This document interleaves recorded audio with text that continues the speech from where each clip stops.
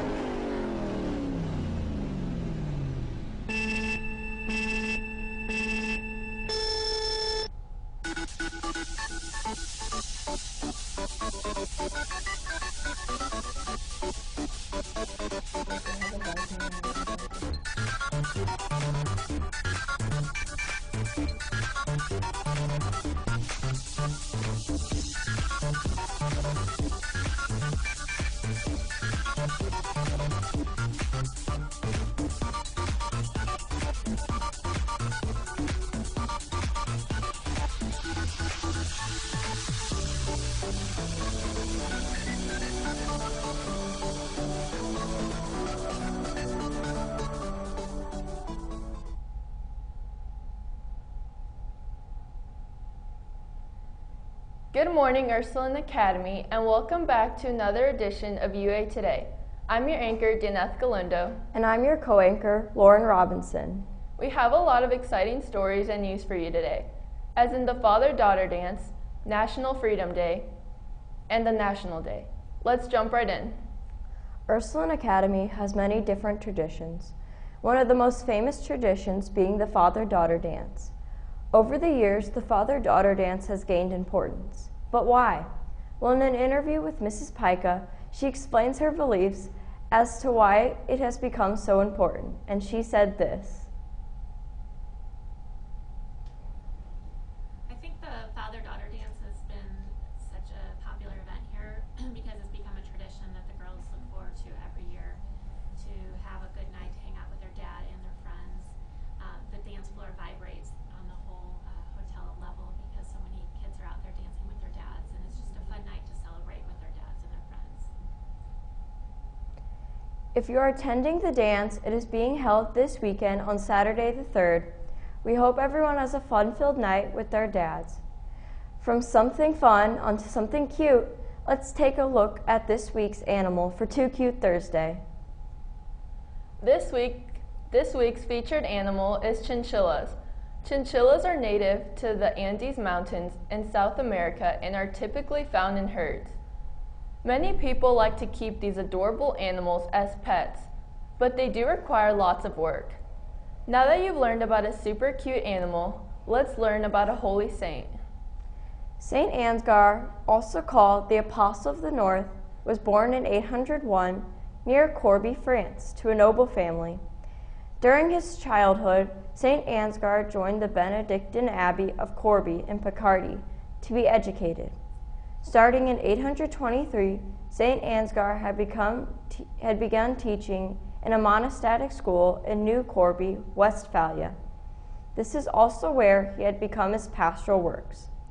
Soon after, Saint Ansgar was sent to evangelize Denmark with King Harald, who had been formerly exiled. After the death of a king and his assistant on this mission, he went back home.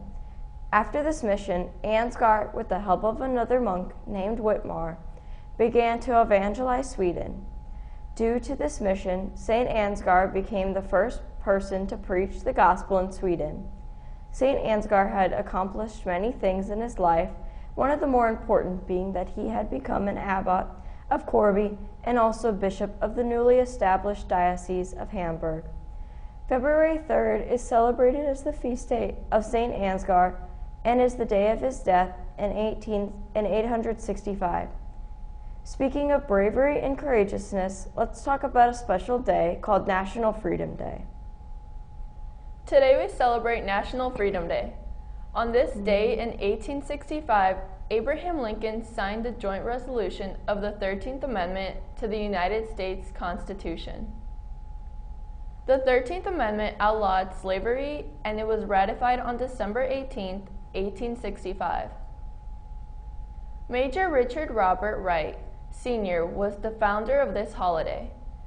It was signed into law on June 30, 1948 by Harry Truman. He was a former slave from Georgia. He joined the United States Volunteers Army in 1898 and was appointed as a major and paymaster. He was the first African American to serve as a paymaster and highest ranked African American officer during the Spanish-American War. He was very active in business, education, the media, and politics. He founded a high school, a college, and a bank. He was perceived as a great leader within his community. After an interview with Mr. Kathreiner, a social studies teacher here at UA, we had the opportunity to hear what he had to say on the subject. Let's take a look. National Freedom Day is a great thing to recognize today. However, I think it's also important to recognize that not everyone is equal or treated equally. And to put that in perspective is something that we should also understand as we recognize National Freedom Day.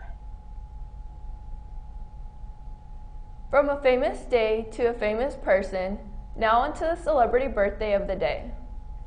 Today's birthday of the day is Ronda Rousey. She was born on this date in 1987. She is an American mixed martial artist, judoka, and actress from California. In 2008, she was the first American woman to win an Olympic medal in judo at the age of 21. After this, she retired her judo career and worked 2 jobs as a waitress and bartender to support her and her dog. She is a former Ultimate Fighter champion and won 12 consecutive MMA fights before her first loss in 2015. She is famous for winning through an armbar submission, and her nickname is Rowdy. Now it's time for us to get rowdy for the word of the day.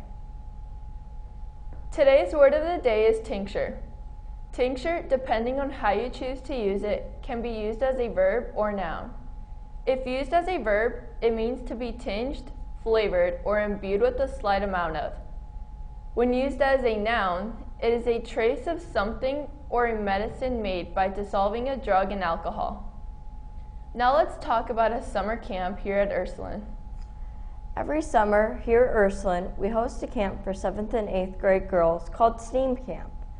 This is a fun opportunity for the girls to experience assisted drawing, 3D printing, chemistry, of baking, and cooking, forensics, discovering similarities between engineering and dance, digital photography and videography, and lastly, robotics.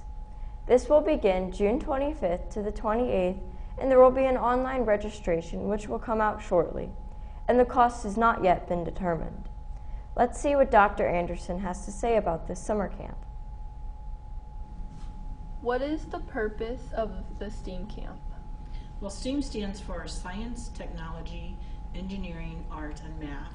With the exception of art, these 4 fields are underrepresented by women. So our goal is to give students opportunities to experience these fields in a fun setting and to just get an idea if they like these areas.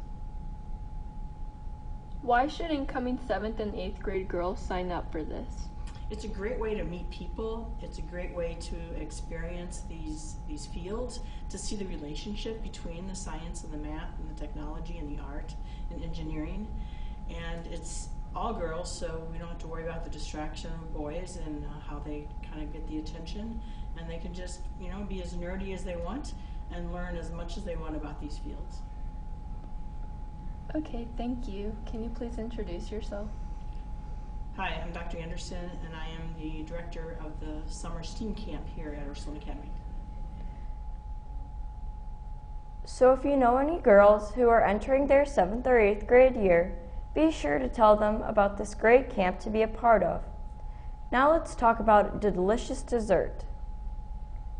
If you did not know, Baked Alaska is hard ice cream served on top of a spongy cake, and it is covered with a shell of toasted meringue.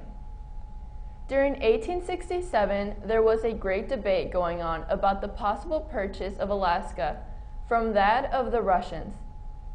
Alaska was finally bought for $7 million, and many were against the decision.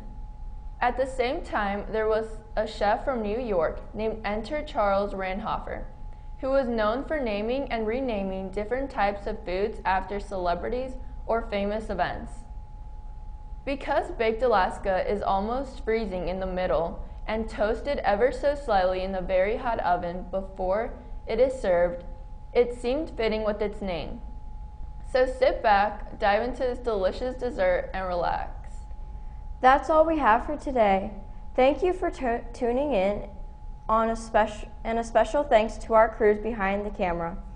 Julius Daluth on board op, Chloe Weaver on teleprompt, Campbell Kennedy as our director, and Mrs. Lang, our lovely teacher. I'm your anchor, Lauren Robinson. And I'm your co-anchor, Dineth Galindo.